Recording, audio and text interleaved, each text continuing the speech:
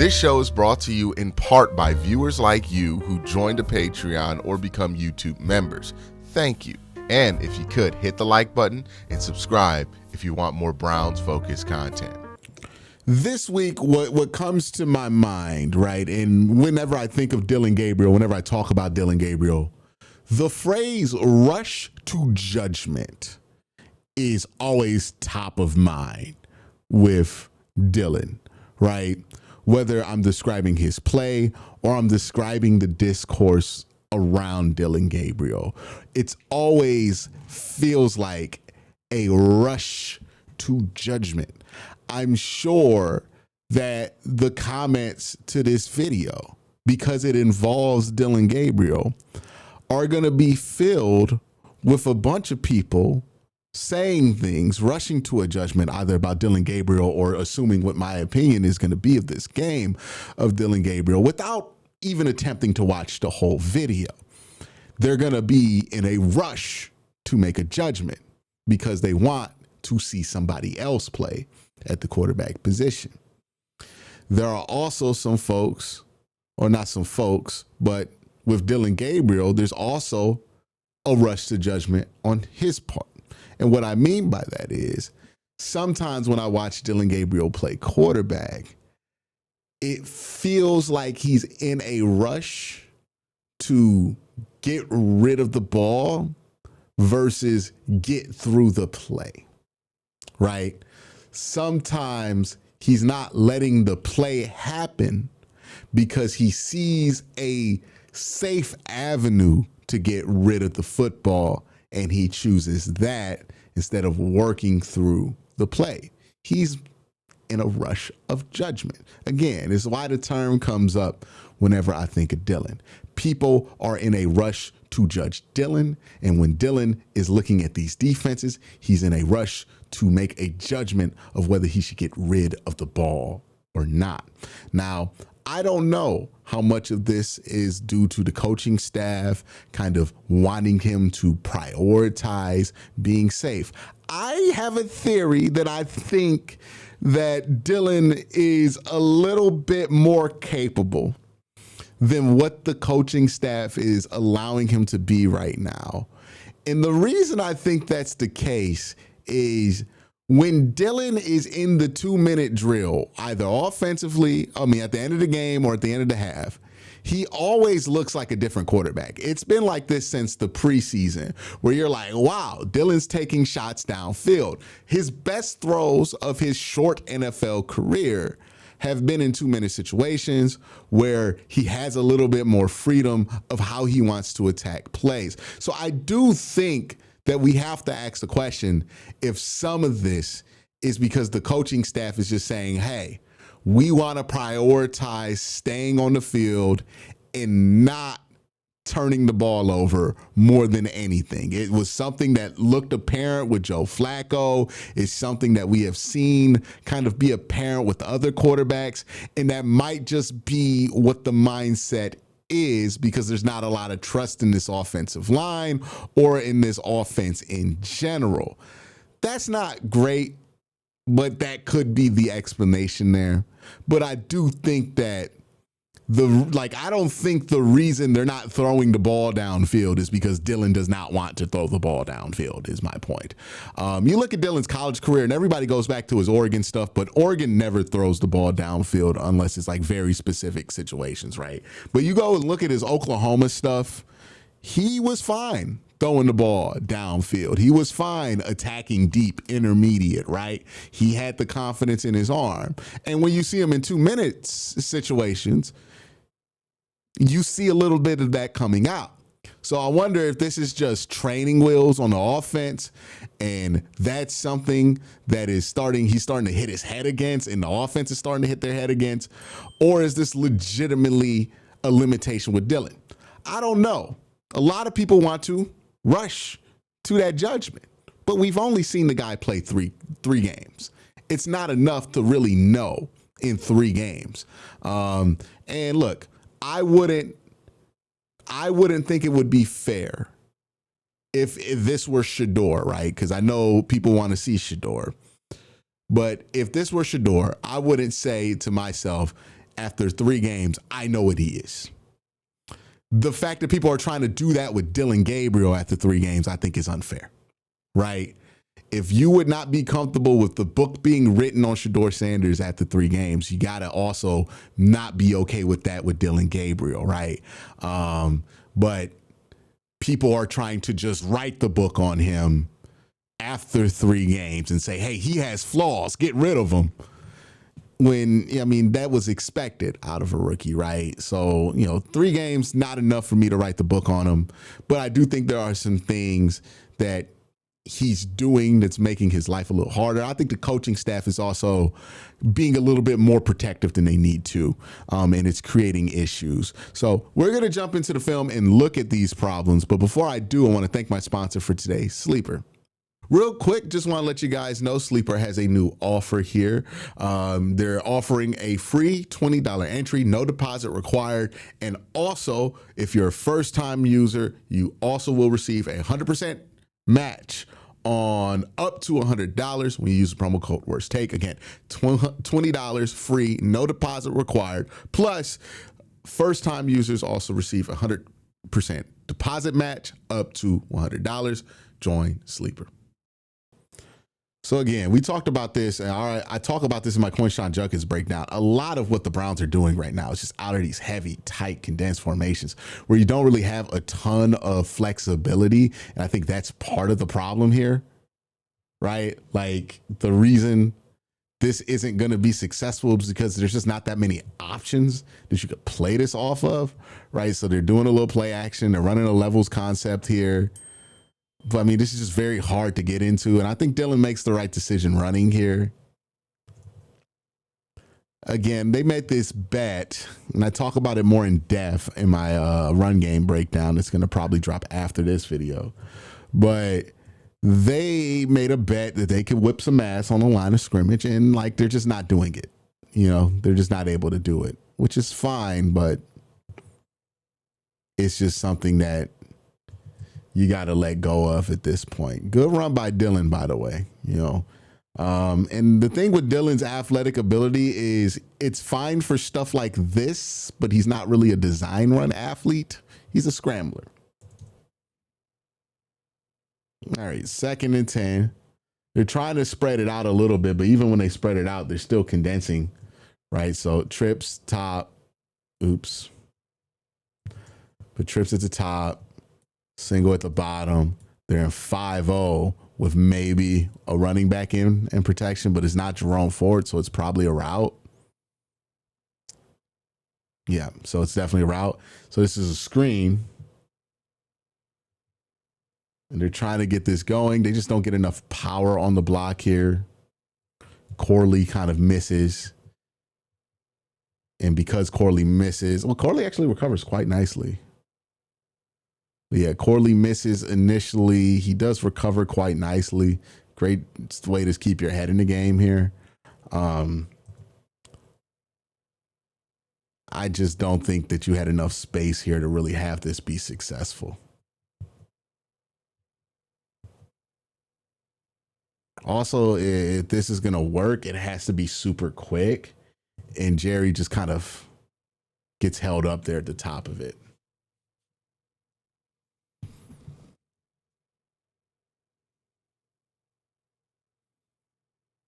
So they're in gun here.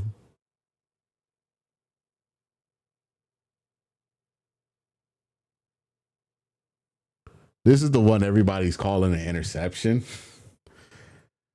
I don't know, man. Like, I don't think people are really accounting for the context here. Like, yeah, is this a tight window throw? And could this have been intercepted?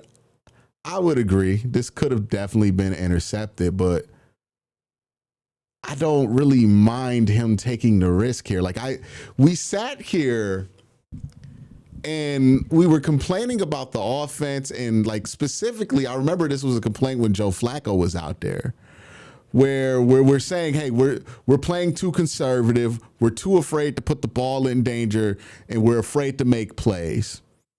And I agree with that, right? Like, I would be okay with, some risk in the passing game if it were going to create more, 10-plus yard plays. And we're sitting here in a 2nd and 16 talking about an 18-yard reception, but we're shitting on it because it was a tight window throw. And it's like, well, I thought we were okay with taking a little risk here to try to get some explosives created. I'm fine with this. Like, if you look at the routes on this play, there's really nowhere to go and think you're going to make any ground on converting here, right? So that's dead, right? This is double dead here, right? Double covered here. This curl covered. This over here, that's just as covered as the other side. And if you look when Dillon actually lets this one go, right? I don't blame him for seeing this and throwing it. I don't know, man. Like, if you actually look at what happened on this play, so when Dillon is looking at this play, you know, I don't really think this is something I blame him for going towards, right? Like, you see where he's looking. All he sees is 26, looking like he's about to fall over on the hip of this curl. And he just kind of bangs it in there. I don't mind that decision at all. If it gets intercepted, that's tough. But a 2nd and 16, he's trying to convert. I don't mind this. I'm not saying it's the greatest throw of all time and he should get a plus for this or anything like that, right? Like, it's definitely a ball thrown in danger, and I would be fine with it being graded a turnover worthy play. But I'm not really going to be upset at this, right? Like, if you think you can beat him to that ball, right? We'll beat the ball to him and you can drive this in, and this is a laser. Like, okay.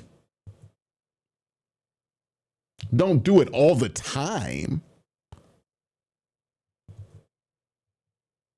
But, you know, he wasn't really late here. Like, I think what also happens is that Jerry kind of takes this a little further. He doesn't really come to the ball, right? Like, you want your wide receiver to meet that ball in that situation where he feels a guy on his hip. He's kind of just waiting for it. It worked out, but I think that looked like a interception because, yeah, Jerry's not meeting that. If Jerry meets that ball there, then that's fine. Yeah, I don't have a problem with this. I wouldn't have a problem with it if there were any quarterback on the roster who threw this, by the way.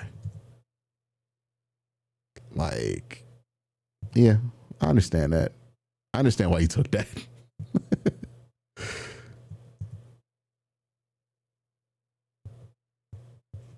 Like, you're also expecting Jerry to meet that ball too, right? Like, 26 can't be the only guy trying to make a play on it. 28 can't be the only guy trying to make a play on it. Yeah, I'm not going to act like that was an interception. 3rd and 5 here. Now, I think this one was bad here, right? And this is why I talk about the rush to judgment for Dillon Gabriel, right? This is what I mean, where sometimes he's in a rush to make a judgment. So if you see they got the pre-snap motion, they're going to run Jerry Jeudy over.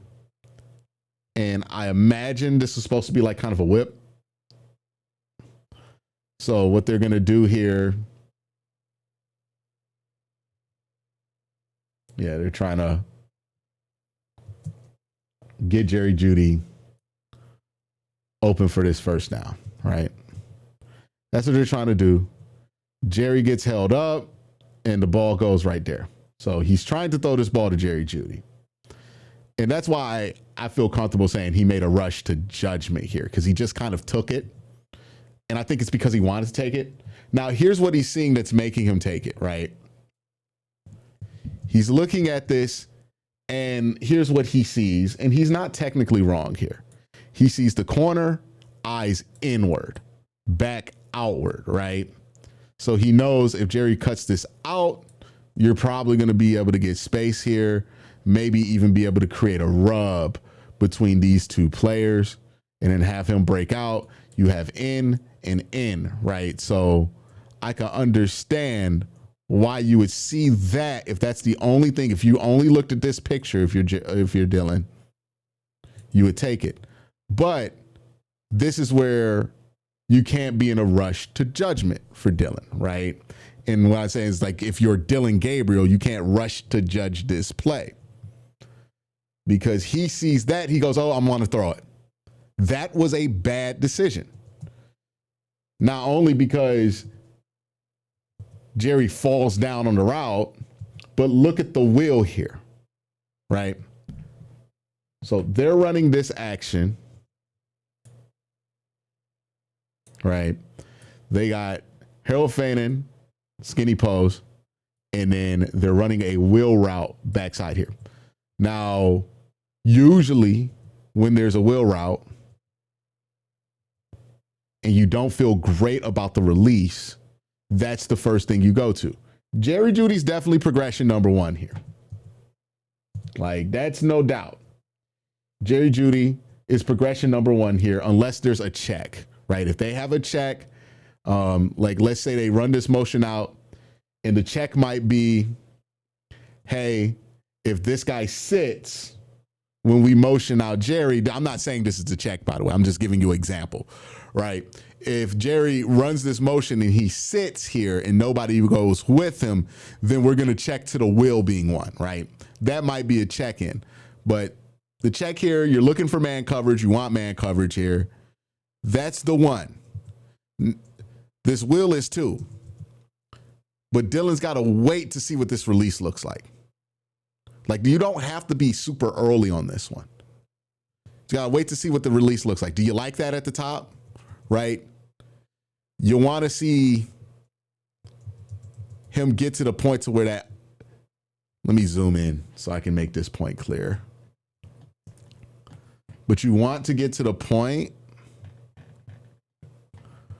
where Jerry, you see where his foot is here? You want this foot to be planted, assert itself in a direction so you can read that release. He makes this decision before he sees that, because when does this ball start to come out? Right here, you can see, when does he start to indicate that he sees it? Boom, right there. That's where the pad is, right? The pad right here. Boom. So right here's where he makes the decision. He's not really looking at that, because look at where Jerry is by the time he makes this decision. I don't think that's great from him. Okay. So that's an issue.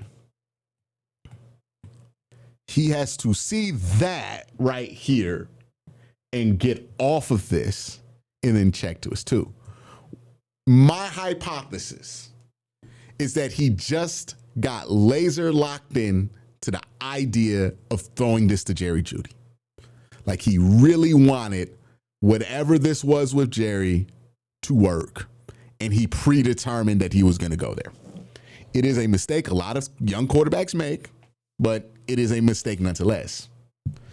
And the reason it's a mistake, and I don't even know if it ends up hurting the Browns. Well, yeah, it does, because they didn't score a touchdown. It cost them about 4 points. Now, they won by 25, so it's not a big deal.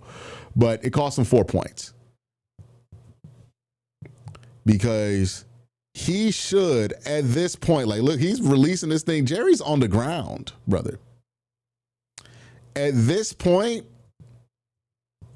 right here, if you're not locked in or predetermined here, because he's not even trying to, like, I thought maybe he was trying to look off somebody, but he's not even looking off something. He's watching this, and he just kind of decided he wants that before he really read it. And he misses the wheel here. I think the pressure also contributes to why he gets rid of this thing here, because he feels, oh man, I don't got time to just get to my two here. But I think he had time, right? Right here, he should see that And then instead of gearing up to throw here, he should be resetting and then getting this to the wheel or throwing this from this base to the wheel because he's wide open. So I don't even think you need to reset your base here. It's not a hard throw. You can't miss that kind of opportunity, right? That's a layup. You can't miss those layups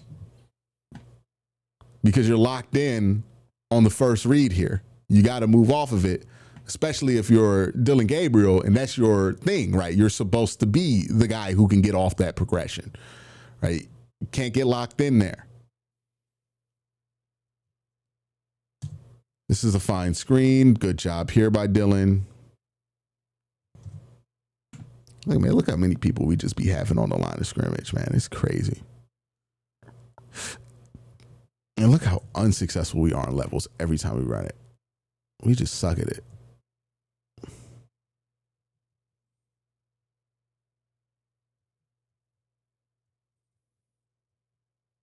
We are just terrible at running this concept. All right. So that's that. That's just bad levels concept there. 3rd and 11. They're in empty. Still with a heavy protection. They get the free play here. He makes the right decision, checks it down to the flat.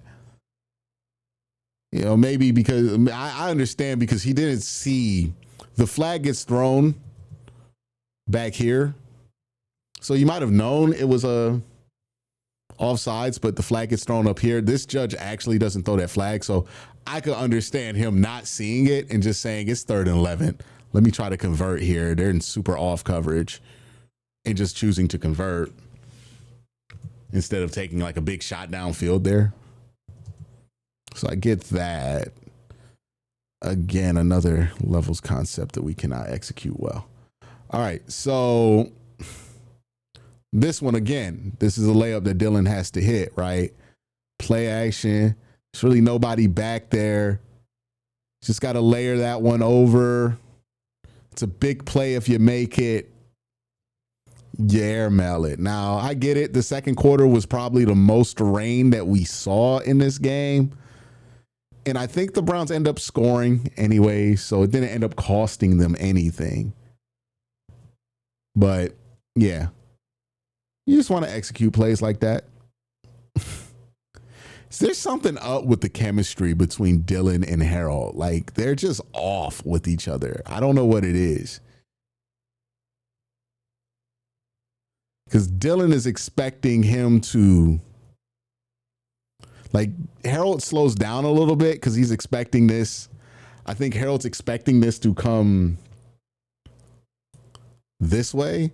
And he floats this over, which I think is the right decision because if that ball is accurate, that's the right throw to make there. But it doesn't look like that's what Harold was expecting. And he kind of slows down thinking he's going to get this ball in his hip. And then you see him have to like kind of re-accelerate because the ball is going high because he's trying to drop it there. There's something up with their chemistry. They need to just work with each other because this isn't the first time that it's been a little weird between the two of them. They need to just, after practice, work with each other because it's off. This is another wheel here. Again, the Browns score on this drive, so they end up taking care of the job. They get the touchdown on this drive. But here, they're running mesh wheel, right? So mesh wheel looks like into zone. And there's a ball route over top. And it looks like a in right there. So what's the down and distance? 2nd and 12 right here. So mesh.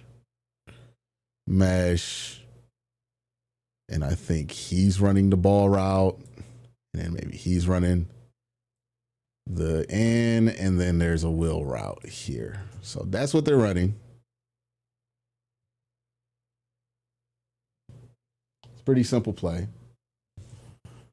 It's zone here, right? So when you're in mesh and it's man coverage, sometimes you'll have these guys sit. I think one of them sits, but the other one just kind of runs through it. But really the progression here when it's zone is I think it would probably be 1 and then 2, or 1 and then 2. Let's look at Dillon's eyes to kind of get a read on where he's looking at first. So he checks in there, rolls over. Okay, it looks like the ball route's 1. Maybe they're looking at that in as well. Yeah, I could see that. So I think the first picture that they're looking at here is everything to do with these 3 routes. So because Jerry, I think he motions into this. So yeah. So Jerry motions into this. He's here. And then this ball route or hook, and then here. So you can kind of read all of these with like one triangle, right? So I think that's what you're looking at. It's just like, hey, let's read the leverage points. And since it's 2nd and 12, you're probably not going to be super inclined to take this versus zone. So you're looking at this and you're seeing him sit here. And then you also have this corner back here. So you know that this is out and that's out. So I like not throwing there. But right here, instead of trying to run this yourself, just work this to Jerry Jeudy here, right? Sometimes Dillon gets tunnel vision. I think that's the big thing with him. For as good as he can work through plays at times, he gets tunnel vision, right? And he gets tunnel vision specifically, and I watched a lot of him in Oklahoma and a lot of him at Oregon. I think his biggest cases of tunnel vision happens when he's on the run. He kind of locks in on the ideal of maybe throwing it to one guy, and if that guy doesn't pop open, he's not going to see anything else. That's a huge flaw in Dillon's game that I don't think is going anywhere, right? Some of this stuff I do think you could develop out of. This right here, I think this is just a flaw with how Dillon plays football, right? Because what happens here is he just locks in and he's saying, if I throw the ball, I'm going to throw the ball to Isaiah Bond, but if Isaiah Bond doesn't pop open, I'm running, right? He does not go, oh no, Isaiah, stop. Let me go look there and find his check down, which had a good chance of scoring here. You know, he tries to run this. That's not as successful. He got tunnel vision. And that, if I'm being honest, from watching a lot of Dillon Gabriel, that just kind of happens with him. I don't think that's changing. That's just going to be there. He's just going to be a limited playmaker out of structure. Doesn't mean he can't make plays out of structure, but he's going to be a limited playmaker out of structure.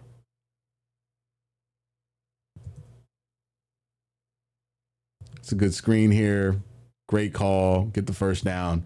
Brown scored a touchdown here. So, yeah, you had 2 other opportunities on this drive to score a touchdown, but you end up scoring a touchdown anyway. So I'm fine with that, right? I'm not really going to dock them too much for that. Because, again, they scored the touchdown. They didn't leave any points on the board there. This one right here, you just got to get rid of this. Right? This is just not the time. This is not the time to wait for the dig to open up, right? Like, this is not the time. Because I see what he's doing here. You can see where he's looking. He's looking here and he's waiting for this to open up, right? And it does open up, to his credit. It's just not the time, right? It's 3rd and 12. You're up 17-3. We don't need the first down as much as we just don't need to give the Miami Dolphins points or good field position. So I actually understand the wanting to be aggressive here and convert, but I don't think that's really what you got to do here, right? Like, you got to play the meta game, and, you know, he's got to make some adjustments here, right? Because sometimes when it is appropriate, he's not doing the take care of the ball stuff. But when it isn't appropriate, sometimes he is. He's having a hard time kind of making that adjustment there, right? But here, just throw the ball to the tight end, get the ball to the 10, give you some space to punt, right? That's really all they wanted him to do here. He sees an opportunity to hit this dig, and I think he's right, but he kind of locks in on it, waits for it too long. He needs to feel, even if this is something he wants to look for, he needs to feel that this ball you can't linger after your back step here, right? So let's look at his feet here. Boom. Yeah, the ball has to be out on the step. You can't linger here. It has to be out here. Now, what kind of drop was that? So 0, 1, oh God. His feet got a little funky here too. 0, 1, 2, 3, 4, 5, 6. So I think because he slipped a little bit here or whatever he took an extra step here. That made this take even longer. It just can't. It can't. When you feel it taking this long, you just got to find your check down and find the out of bounds marker and just throw it. And since you're in the end zone, you can't really just throw it out of bounds because if you get an intentional grounding in the end zone, that's going to be a safety as well. So just find your check down, get the ball out, right?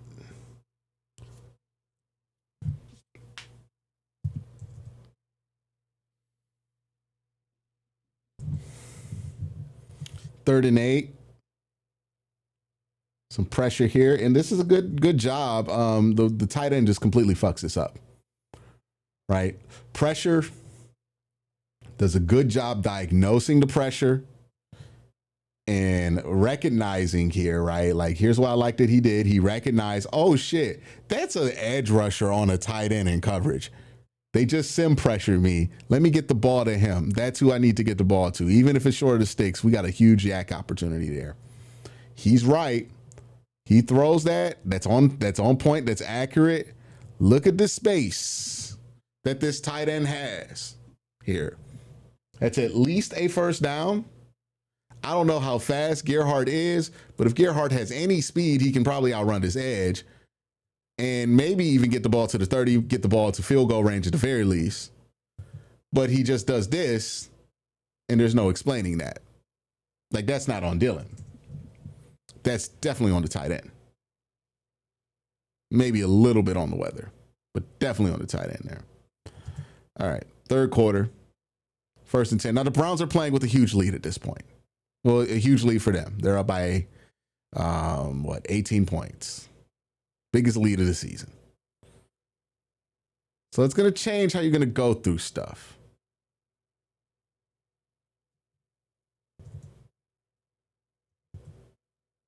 This right here, he throws it to Jamari Thrash. Again, this is a good throw. Jamari just doesn't catch it. So, yeah, there's stuff Dillon can do better. Absolutely. We've been talking about it the last 30 minutes. This has been pretty much talking about what Dillon needs to do to improve. But also, we got to catch stuff like that. We got to finish first downs, right? Like that, the last 2 plays haven't been on Dillon as much as they've been on the receivers for not just completing the job there, right? So that's also got to happen.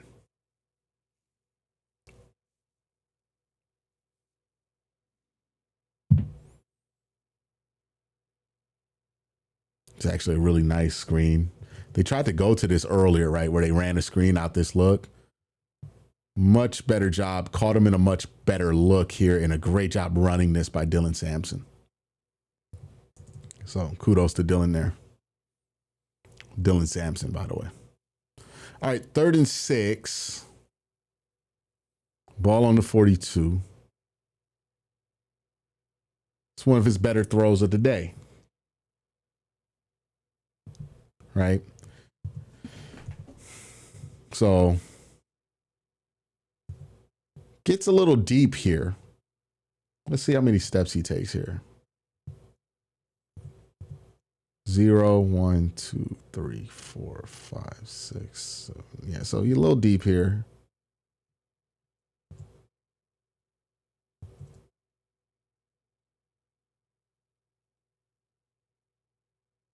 Yeah. Yeah, it's a little deep for a 5 drop. I think that's supposed to be a 5 drop. It's a little deep. That causes him to be flushed pretty easily from the pocket here. So he has to do a better job of hitting his landmarks here.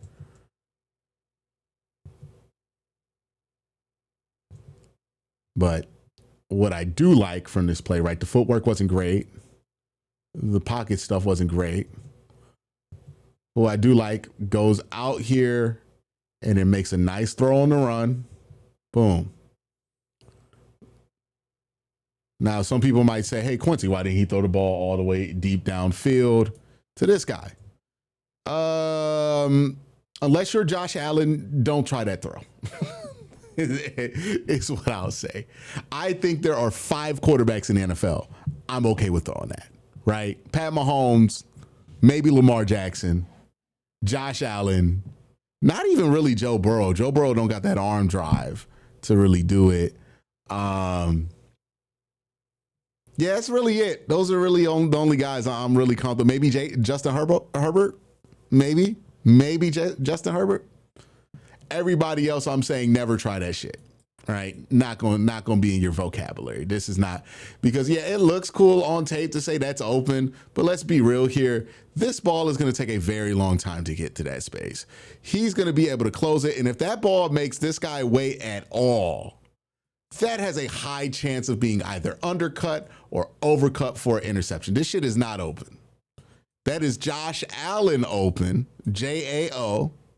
That ain't open for you, right? That's closed for you. Okay, so I don't think that's open.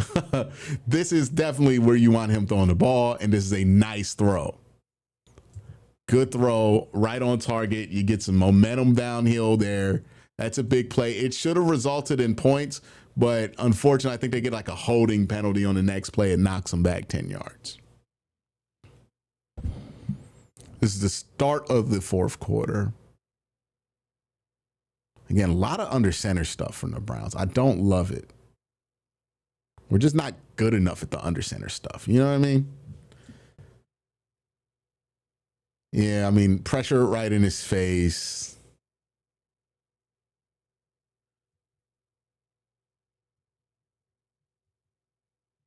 They just saw it coming. Yeah, nothing. This is dead on arrival, if I'm being honest. 2nd and 20. So this is after they get that holding penalty I just talked about. They check wide, go to an empty look here, try to get a screen off. I don't like this. Look, the other play, there were some plays here where it didn't work, but it had good bones. This play has no good bones. This is a bad play. Get rid of this play. You got Jamari Thrash blocking for Harold Faden. The bones on this one suck. Please get rid of this one. Throw that one out.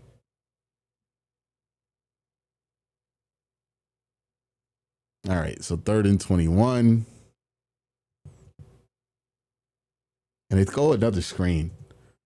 Yeah, this wasn't the fine. Look, this is Kevin trying to protect the ball. Kevin trying to be aggressive while also trying to manage the game. Not Kevin's finest work here. Not some of his finest work. I don't like the double screen call on 2nd, 3rd and long. Yeah. This is basically an extended handoff too, by the way. They're not really trying to get that one downfield.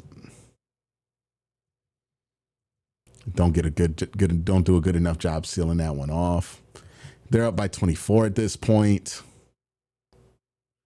2nd and 12. They try to get a kill shot here to Jerry Jeudy. This is the right read. He just misses the throw. And this is part of the concern here with Dillon, right? This ball doesn't have any drive on it. Doesn't have much drive on it. And the reason I don't think it had drive on it is because he's not able to get all of his body in here, right? So we're gonna talk about first why the ball didn't get the drive on it, and then we're gonna talk about why I think the reason why the ball didn't get drive is a problem. So we're gonna watch him here. He's dropping back. He gets to the top of his set. He wants to load this one up. He's right. He could have gotten a hands to the face there. Very weak, roughing the passer there, potentially, but they don't give it to him. But the reason I don't think this ball goes where he wants it to is because look how he releases this, right? Instead of releasing this with a follow through, look at where his feet are because of the pressure. He has to release this one with his feet wide instead of his feet closing, right? So instead of being able to drive his left leg into this, he's throwing this from a flat base, right? Or a wide base, and the ball is there. So it's not a perfect base, and that causes the throw to be off and hang on him. Now that's why the throw was short.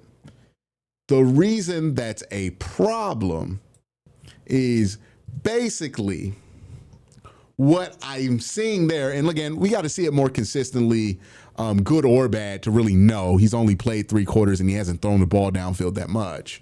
But my concern is because he's not the biggest guy in the world and he doesn't have the most natural arm talent in the world, he has to have his base really be behind him to get the ball downfield, which means in order to throw the ball downfield, you're going to need really good protection. And if the protection isn't great, if there's a flaw in it, a little bit of pressure here and there, he's not going to be able to put together the base on his throw to get it downfield. And that's what we saw here, right? Doesn't get the base to get this ball downfield, kind of has to sidearm it, throw it with half of his hips, can't get his hips all the way into it. And because he can't get his hips into it, I mean, Jerry Jeudy is wide open. This is a big play here that could be completed, a dagger that you could throw there. But because that couldn't be there, this ball dies on him. Look how this ball dies. And because the ball dies, it allows 21 to get back into this play. You know, there's a lot of different ways that size can be a concern for a quarterback. It's not always about the ball being batted at the line of scrimmage. It's stuff like this too. And this is an area where I'm like, I think the reason he couldn't complete that is because he's not that big, or he doesn't have a lot of natural arm flexibility that allows him to access a lot of different angles, right? He's limited with his ability to access arm angles, which means you're going to need really clean conditions for him to go downfield, which is going to limit you when your offensive line isn't good like the Cleveland Browns is.